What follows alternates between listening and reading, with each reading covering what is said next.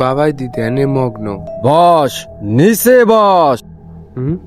এই বেদব, নিচে বস। বাবা বুঝতে পারি নাই, মাফ করে দেন, আমি নিচে বসতাছি। হ্যাঁ বল বর্ষ, তুই বাবার কাছে কেন এসেছিস? বাবা, আমি তো একটা বিপদে পড়াই। রাখ, তোর সমস্যার কথা আমি আগে জেনে ফেলেছি। এই দেখছ প্যাবলাটা, এই প্যাবলাতে আমি তোর আগে অতীত দেখে ফেলেছি। হ্যাঁ কি বলেন, সত্যি বাবা?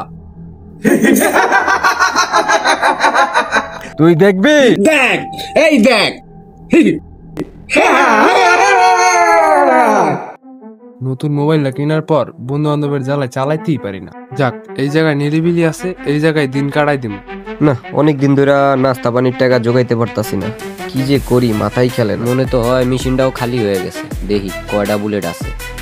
আর একটা আছে। দেখি তো লিও মুভির নায়কের মতো লাগে কিনা।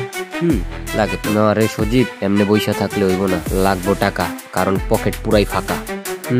দেখি সামনে যাইয়া কোনো ধান্দা পানির লোক পাওয়া যায় কিনা।